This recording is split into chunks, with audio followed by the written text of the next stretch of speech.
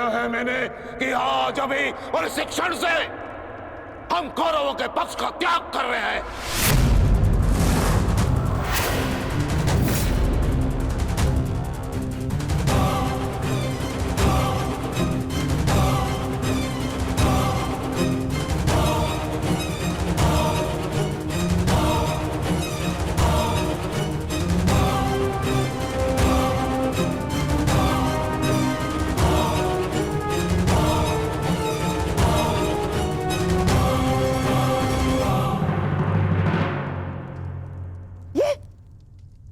ये क्या किया तुमने?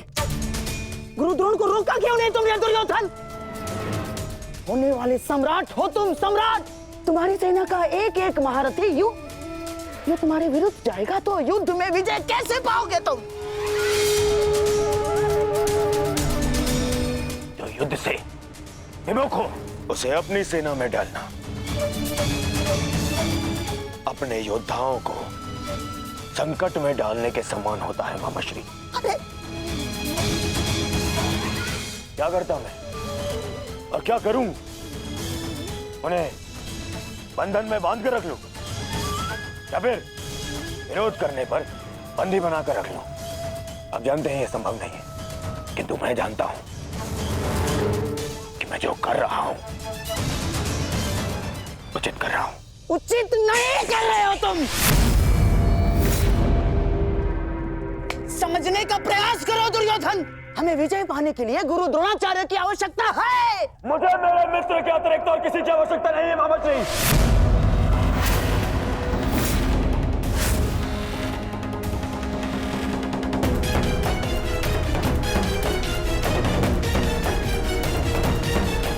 आओ सेनापति कर्ण,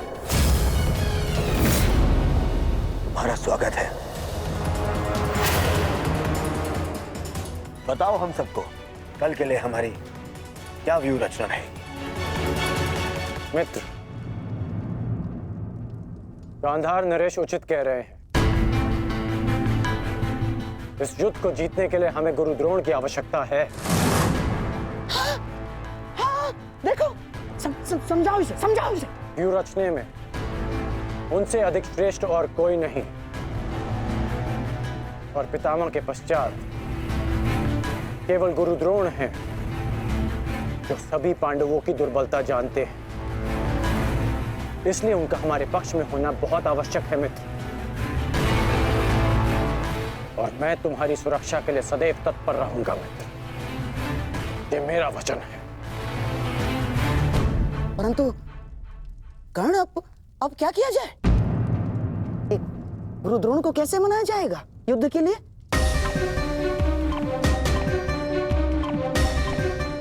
मेरे पास उपाय है। हाँ, कैसा उपाय अंगराज? गुरु द्रोण कल युद्ध में प्रस्तुत रहेंगे।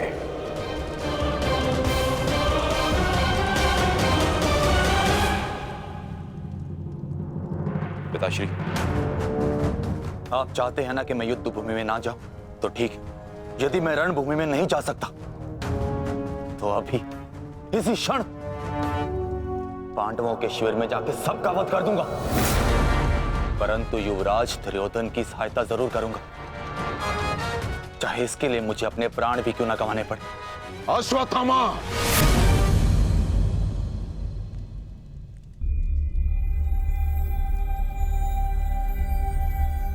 बात को समझने का प्रयत्न करो।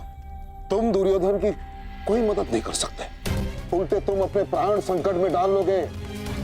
और इसी कारण मैं नहीं चाहता कि तुम इस युद्ध में भाग लो, क्योंकि मैं तुम्हें इस प्रकार खोना नहीं चाहता। अब मैं कोई बालक नहीं हूं पिताश्री, अपने निर्णय स्वयं लेना चाहता और ऐसा करने में मैं सक्षम भी हूं। प्रणिपात।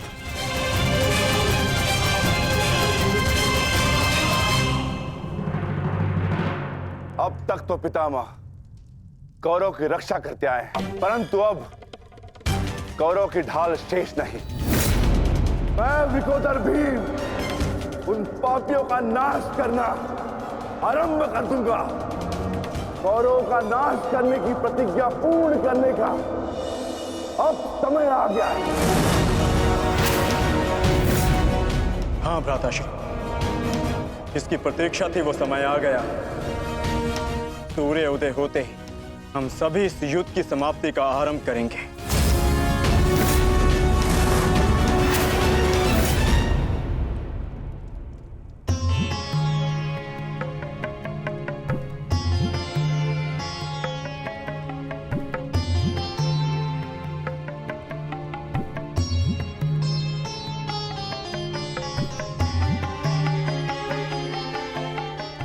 आइए महाराज, अच्छा हुआ आप आ गए। मेरा स्वयं ही आपसे बात करने का मन हो रहा था। जब से ये युद्ध आरंभ हुआ है गांधारी, तुम इन दीपकों का विशेष ध्यान रख रही हो, परंतु क्यों? मेरे सभी पुत्र उस युद्ध में गए हैं महाराज, और इसीलिए मैंने इन 100 दीपकों को अपने 100 पुत्रों की लंबी आयु की प्रार्थना के लिए जलाया है। अब ये 100 दीपक मेरे 100 पुत्रों की आयु का एकमात्र सहारा है।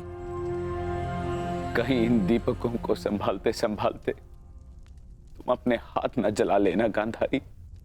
नहीं महाराज, जब एक माता अपने शिशु को जन्म देती है तो उसे अपने आप ही ज्ञात होता है कि उसका शिशु क्यों रो रहा है। एक पुत्र को कभी अपनी माता को अपने रुदन का कारण बताने की आवश्यकता नहीं होती। इसी प्रकार मुझे इस बात का अनुमान हो जाता है कि इनमें से किस दीपक को तेल की आवश्यकता है और किसे नहीं, और इसके लिए मुझे नेत्रों की आवश्यकता नहीं है। तो पूछो अपने इन दीपकों से कि मेरे पुत्रों की रक्षा कौन करेगा?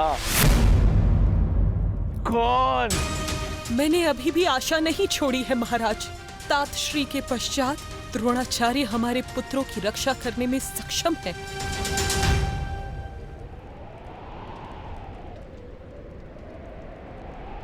गुरु द्रोण बाहर आइए, शीघ्र बाहर आइए।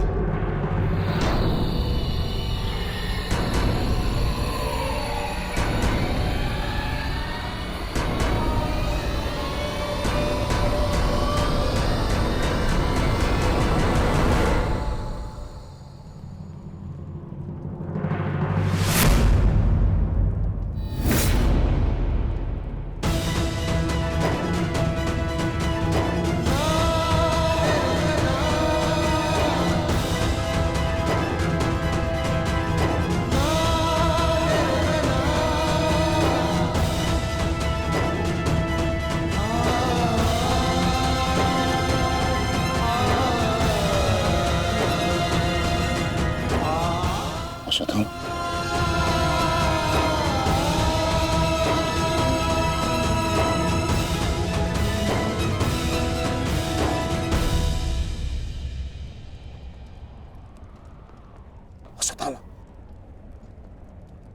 अश्वत्थामा,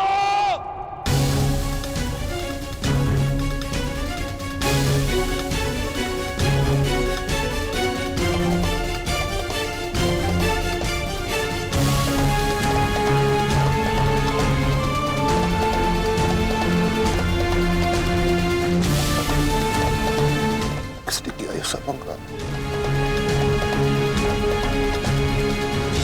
उत्तर दो मुझे, किसने किया?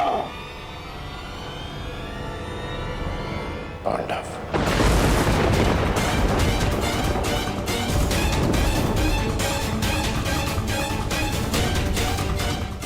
आज उन दुष्टों ने मुझे पुत्रविहीन कर दिया। युद्ध की घोषणा करो, मैं उनके संपूर्ण वंश को एक साथ समाप्त कर दूंगा अंगराज।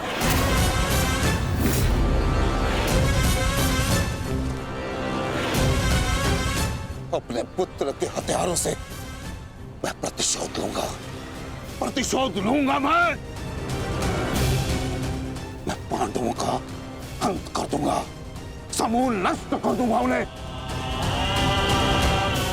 अंगराज, तुम कौरवों के सेनापति हो ना, तो आज तुम्हारे सेनापति तुम्हें आज कौरवों की विजय होगी और पांडवों की हार, और ऐसी हार जो भूते न भविष्य। आज के सूर्योदय के साथ मैं पांडवों के जीवन का सूर्यास्त कर दूंगा। चलो मेरे साथ।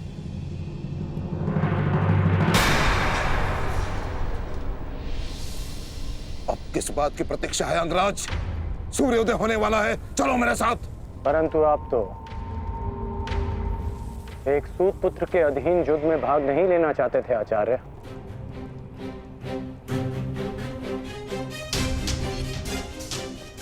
परंतु यह समय स्पष्टीकरण देने का नहीं अंगराज, यह समय है स्पष्ट प्रहार करने का, केवल और केवल आक्रमण करने का। तो यह समय भयभीत होने का भी नहीं है।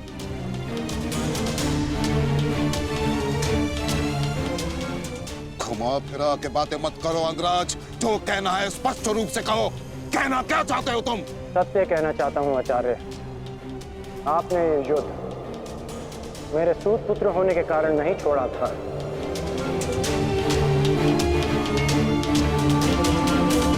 आप इस युद्ध से इसलिए पीछे हटे थे क्योंकि आपको अपने पुत्र अश्वत्थामा की मृत्यु की चिंता थी।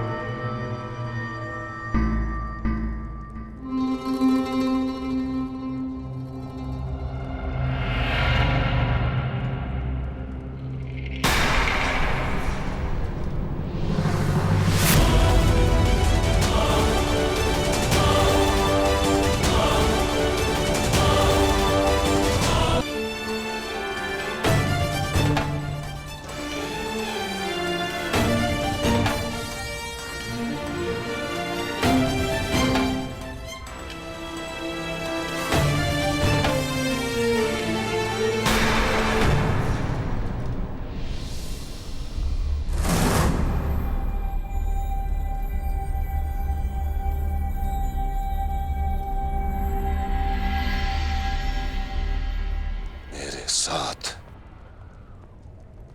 उपहास किया तुमने। उत्तर दो।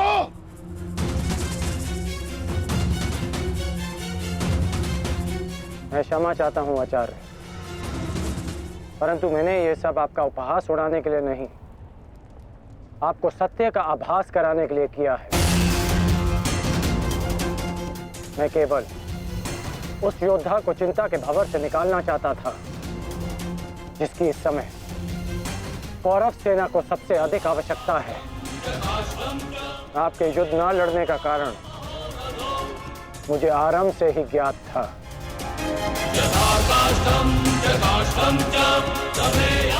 पुत्र खो देने की पीड़ा से मैं भली भांति अवगत हूं, परंतु इसका अर्थ ये नहीं कि एक योद्धा अपना कर्तव्य निभाना भूल जाए। जो आक्रोश आपने अभी दिखाया, यदि वही आक्रोश आप युद्ध भूमि में रखेंगे तो ये मेरा विश्वास है कि आप कौरव सेना और अपने पुत्र को सदैव सुरक्षित रख पाएंगे।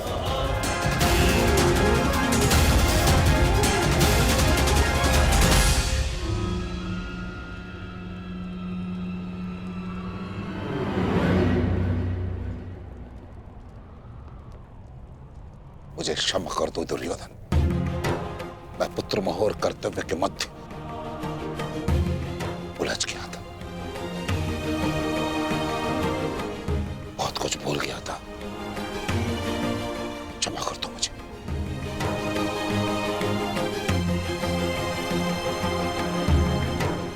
गुरु द्रोण, आप सेनापतित्व स्वीकार कर कौरवों की जीत सुनिश्चित करें और आपके पुत्र की सुरक्षा मैं सुनिश्चित करूंगा।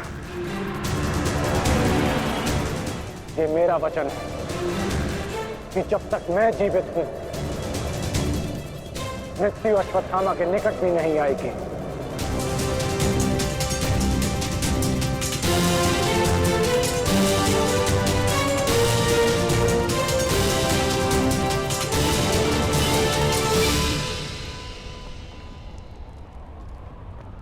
को इस प्रकार कष्ट देने के लिए मैं आपसे क्षमा चाहता हूं पिताश्री, किंतु आपका पुत्र और एक शिष्य होने के नाते मैं आपको अपयश का भागी होने से बचाना चाहता हूं। पिताश्री, मैं आपसे एक वचन मांगना चाहता हूं कि जिस क्षण आप रणभूमि में उतरेंगे उसी क्षण आप अपने हृदय से मेरे प्रति पुत्र मोह को त्याग देंगे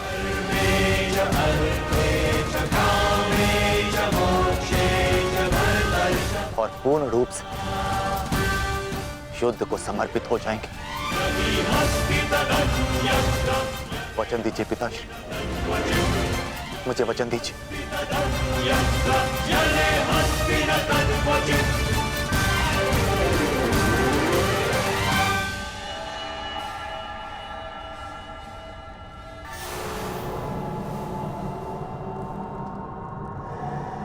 मैं वचन देता हूं।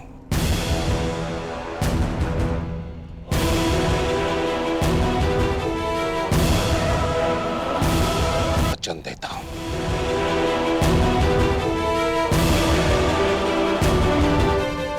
सूर्योदय होने वाला है। आओ युद्ध की तैयारियां करें। मुझे गर्व है कि मैं सेनापति द्रोणाचार्य के ध्वज के नीचे युद्ध करूंगा।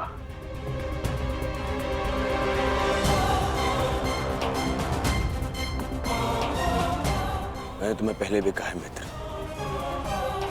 मुझे तुम पर पूर्ण विश्वास है। तुम्हारा हर एक निर्णय मेरे ही हित में होगा।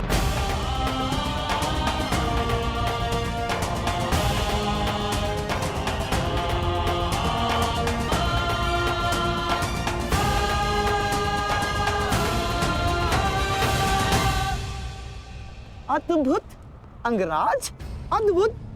आप तो कुशल नीतिकार निकले। नहीं, मेरा मित्र नीतिकार नहीं है, वो तो एक कुशल संचालक है, एक कुशल सेनापति है। कर्ण, मैं आज बहुत प्रसन्न हूं और गर्व का अनुभव कर रहा हूं कि तुम मेरी ओर से युद्ध लड़ रहे हो।